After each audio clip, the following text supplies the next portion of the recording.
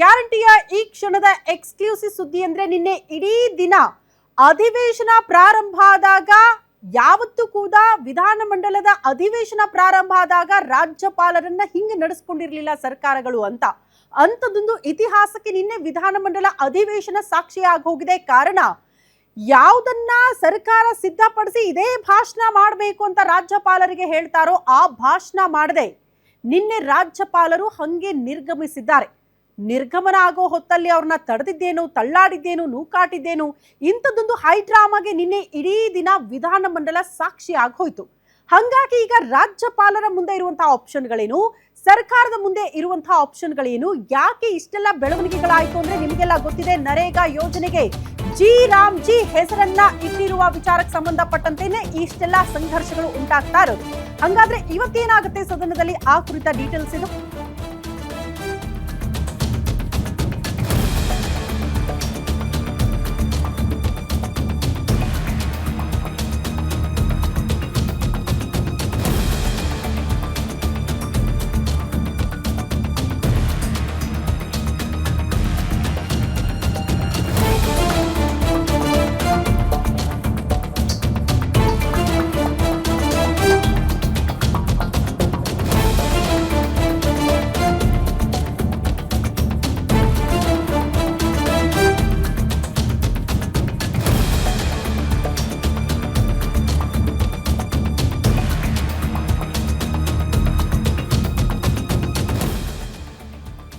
ಸದನದಲ್ಲಿ ಇವತ್ತು ಕೂಡ ಮುಂದುವರಿಯುತ್ತಾ ನರೇಗಾ ಸಂಘರ್ಷ ಅನ್ನೋದು ಪ್ರಶ್ನೆ ಆಗ್ತಾ ಇದೆ. ಆಡಳಿತ ವಿಪಕ್ಷಗಳಿಂದ ರಣರಂಗವಾಗುತ್ತಾ ಇವತ್ತು ಕೂಡ ಸದನ.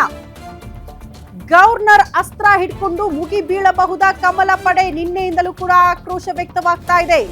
ಸರ್ಕಾರದ ಮುಂದೆ ಇರುವಂತಹ ಆಪ್ಷನ್ಗಳೇನು, ಹಂಗಾಗಿ ಸರ್ಕಾರದ ನಡೆ ಏನಾಗಿರುತ್ತೆ, ವಿಪಕ್ಷಗಳ ನಡೆ ಏನಾಗಿರುತ್ತೆ, ರಾಷ್ಟ್ರಪತಿಯ ಅಂಗಳ ತಲುಪಬಹುದಾ ಈ ಹೈ ಡ್ರಾಮಾ ವಿಚಾರಗಳು, ಇದು ಪ್ರಶ್ನೆ ಇದೆ. ಸರ್ಕಾರದ ನಿಲುವೇನಾಗಿರುತ್ತೆ ಈ ವಿಚಾರದಲ್ಲಿ ಅನ್ನೋದೇ ಪ್ರಶ್ನೆ ಇರೋದು. ಹಂಗಾಗಿ ಇವತ್ತು ಕೂಡ ಅತಿ ದೊಡ್ಡ ಕುತೂಹಲಕ್ಕೆ ಸದನ ಸಾಕ್ಷಿ ಆಗುವಂತಹ ಸಾಧ್ಯತೆಗಳು ನೋಡೋದಕ್ಕೆ ಸಿಗುತ್ತೆ.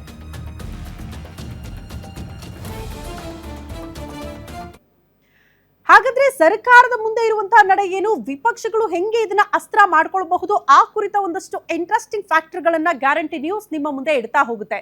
ಪ್ರಮುಖವಾಗಿ ಸದನದಲ್ಲಿ ಏನ್ ಚರ್ಚೆ ಆಗಬಹುದು, ಈಗ ರಾಜ್ಯಪಾಲರು ಭಾಷಣ ಮಾಡಲ್ಲ ಅಂತ ನಿರಾಕರಿಸಿದ್ದಾರೆ. ನೀವೇನ್ ಬರೆದು ಕೊಟ್ಟಿದ್ದೀರಾ ಆ ಅಂಶಗಳನ್ನ ಉಲ್ಲೇಖ ಮಾಡೋದಕ್ಕೆ ಸಾಧ್ಯ ಇಲ್ಲ ಅಂತ ಹೇಳಿದ್ದಾರೆ. ಹಾಗಾಗಿ ರಾಷ್ಟ್ರಪತಿಗಳಿಗೆ ಪತ್ರ ಬರೆಯುವ ಬಗ್ಗೆ ಕೂಡ ಸರ್ಕಾರ ಗಂಭೀರವಾಗಿ ಯೋಚನೆ ಮಾಡ್ತಾ ಇದೆ. ಅಂದ್ರೆ ರಾಷ್ಟ್ರಪತಿಗಳ ಗಮನಕ್ಕೆ ತರಬಹುದು. ರಾಜ್ಯಪಾಲರು ಸರ್ಕಾರ ಕೊಟ್ಟಿರುವ ಭಾಷಣವನ್ನ ಓದುತ್ತಿಲ್ಲ ಅನ್ನುವಂತಹ ವಿಚಾರಕ್ಕೆ ಸಂಬಂಧಪಟ್ಟಂತೆ ಒಂದು ಪತ್ರ ಬರೆಯೋ ಮೂಲಕ ರಾಷ್ಟ್ರಪತಿಗಳ ಗಮನಕ್ಕೆ ತರುವಂತಹ ಸಾಧ್ಯತೆಗಳಿದೆ.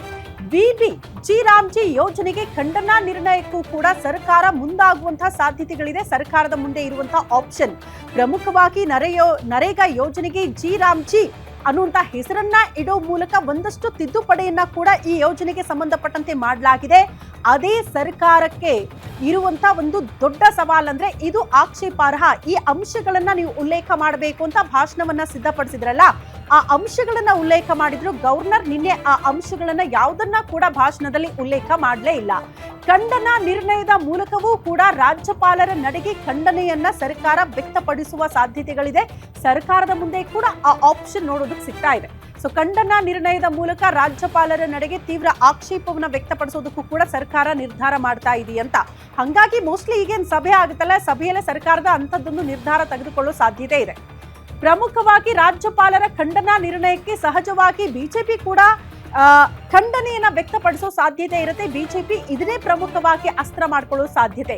ಹಂಗಾಗಿ ಇವತ್ತು ಸದನದಲ್ಲಿ ಮತ್ತೆ ಆಡಳಿತ ಮತ್ತು ವಿಪಕ್ಷಗಳ ನಡುವೆ ಫೈಟ್ ಆಗೋ ಸಾಧ್ಯತೆಗಳು ತೀರಾ ದಟ್ಟವಾಗಿದೆ ಇದೇ ವಿಚಾರಕ್ಕೆ ಸಂಬಂಧಪಟ್ಟಂತೆ. ಕಾರಣ ರಾಜ್ಯಪಾಲರ ನಡೆ ವಿರುದ್ಧ ಸರ್ಕಾರದ ಆಕ್ರೋಶ ವ್ಯಕ್ತವಾಗ್ತಾ ಇದ್ರೆ ರಾಜ್ಯಪಾಲರನ್ನ ವಿಧಾನಮಂಡಲದ ಅಧಿವೇಶನದಲ್ಲಿ ಹಿಂಗ್ ನಡೆಸ್ಕೊಳ್ಬೇಕಾ ಅನ್ನೋದು ವಿಪಕ್ಷಗಳ ವಿಚಾರಕ್ಕೆ ಸಂಬಂಧಪಟ್ಟಂತೆ ಪ್ರಮುಖ ಅಸ್ತ್ರ ಆಗ್ತಾ ಇದೆ. ಹಂಗಾಗಿ ಆರೋಪ ಪ್ರತ್ಯಾರೋಪಗಳಿಗೆ ಮೋಸ್ಟ್ಲಿ ಇವತ್ತು ಸದನ ಸಾಕ್ಷಿ ಆದ್ರೂ ಕೂಡ ಆಶ್ಚರ್ಯ ಪಡಬೇಕಾಗಿಲ್ಲ. ಆದ್ರೆ ಸರ್ಕಾರದ ಮುಂದೆ ಇರುವಂತಹ ಆಪ್ಷನ್ಗಳು ಬಹಳ ಸ್ಪಷ್ಟವಾಗಿ ನೋಡೋದಕ್ಕೆ ಸಿಗುತ್ತೆ. ಕೊಟ್ಟಿರುವಂತಹ ಭಾಷಣವನ್ನ ರಾಜ್ಯಪಾಲರು ಉಲ್ಲೇಖ ಮಾಡಲೇಬೇಕು, ಬಟ್ ಯಾಕೆ ಮಾಡಲಿಲ್ಲ, ಹಂಗಾಗಿ ರಾಷ್ಟ್ರಪತಿಗಳ ಗಮನಕ್ಕೆ ಇದನ್ನ ತರ್ತೀವಿ ಅಂತ ಸರ್ಕಾರ ಮುಂದಾಗ್ತಾ ಇದೆ. ಈ ಬಗ್ಗೆ ಮತ್ತಷ್ಟು ಡೀಟೇಲ್ಸ್ ಅನ್ನ ಪಡ್ಕೊಳ್ಳೋಣ. ನಮ್ಮ ಪ್ರತಿನಿಧಿ ನೇರ ಸಂಪರ್ಕದಲ್ಲಿ ಜಾಯಿನ್ ಆಗ್ತಿದ್ದಾರೆ ದುರ್ಗೇಶ್. ದುರ್ಗೇಶ್, ಇವತ್ತು ಸದನದಲ್ಲಿ ಏನೆಲ್ಲ ಬೆಳವಣಿಗೆ ಆಗಬಹುದು, ಏನ್ ನಿರೀಕ್ಷೆ ಮಾಡಬಹುದು ಅಂತ?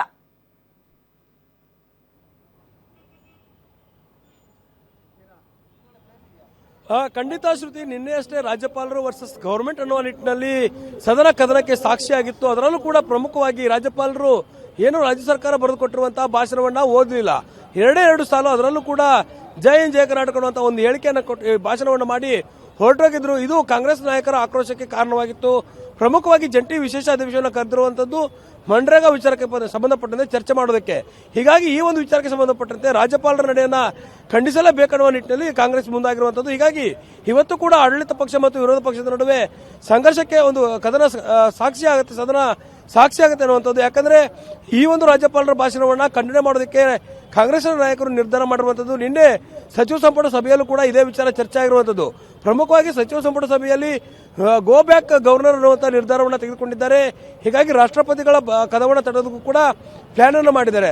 ಒಂದು ಕಡೆ ಮನ್ರೇಗಾ ವಿಚಾರವನ್ನ ಖಂಡಿಸಬೇಕನ್ನೋ ನಿಟ್ಟಿನಲ್ಲಿ ಖಂಡನ ನಿರ್ಣಯ ತೆಗೆದುಕೊಳ್ಳಬೇಕು.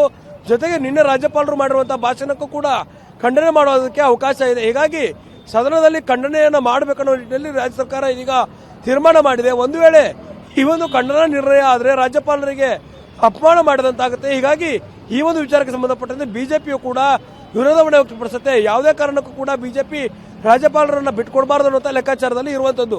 ಜೊತೆಗೆ ಏನು ಖಂಡನ ನಿರ್ಣಯಕ್ಕೆ ಕಾಂಗ್ರೆಸ್ ಮುಂದಾದ್ರೆ ಬಿಜೆಪಿ ವಿರೋಧ ವ್ಯಕ್ತಪಡಿಸಿ ಸದನದಲ್ಲಿ ಗಲಾಟೆ ಮಾಡುವಂತ ಸಾಧ್ಯತೆ ಇರುತ್ತೆ. ಹೀಗಾಗಿ ಈ ಒಂದು ಖಂಡನ ನಿರ್ಣಯಕ್ಕೆ ಅವಕಾಶವನ್ನ ರಾಜ್ಯ ಸರ್ಕಾರ ಎಷ್ಟರ ಮಟ್ಟಿಗೆ ಬಳಸಿಕೊಳ್ಳುತ್ತೆ. ಜೊತೆಗೆ ಗೋ ಬ್ಯಾಕ್ ಅನ್ನೋ ಗವರ್ನರ್ ಅನ್ನುವಂಥ ನಿಟ್ಟಿನಲ್ಲೂ ಕೂಡ ಒಂದು ರಾಷ್ಟ್ರಪತಿಗಳ ಕದವನ್ನು ತಟ್ಟುವಂಥದ್ದು ಈ ಲೆಕ್ಕಾಚಾರ ಇದೆ. ಹೀಗಾಗಿ ಈಗ ಸದ್ಯ ಇವತ್ತು ಶುಕ್ರವಾರ ಇರೋದ್ರಿಂದ ಇವತ್ತು ಸದನದ ಕದನ ಮತ್ತೆ ರಾಜ್ಯಪಾಲರು ವರ್ಸಸ್ ರಾಜ್ಯ ಸರ್ಕಾರ ಆಗುವಂಥದ್ದು. ಹೀಗಾಗಿ ಈ ಒಂದು ಸಂದರ್ಭದಲ್ಲಿ ಸದನದಲ್ಲಿ ಕೋಲಾಹಲ ಸೃಷ್ಟಿಯಾಗುವಂಥದ್ದು ಖಂಡಿತ ಆಗುತ್ತೆ. ಜೊತೆಗೆ ಏನು ರಾಜ್ಯಪಾಲರ ರಾಷ್ಟ್ರಪತಿಗಳ ಕದವನ್ನು ಕಟ್ಟೋದು ಕೂಡ ರಾಜ್ಯ ಸರ್ಕಾರ ಮುಂದಾಗುವಂಥದ್ದು. ಶ್ರುತಿ. ಓಕೆ ದುರ್ಗೇಶ್, ಧನ್ಯವಾದಗಳು ತಮ್ಮೆಲ್ಲ ಮಾಹಿತಿಗೆ. ಒಟ್ಟಿನಲ್ಲಿ ಈ ವಿಚಾರದಲ್ಲೂ ಕೂಡ ಇವತ್ತು ಸದನದಲ್ಲಿ ಹಗ್ಗ ಜಗ್ಗಾಟ ಆಗೋ ಸಾಧ್ಯತೆಗಳಿದೆ. ಕಾದ್ ನೋಡೋಣ ಏನ್ ಬೆಳವಣಿಗೆ ಆಗುತ್ತೆ ಸದನದಲ್ಲಿ ಅಂತ.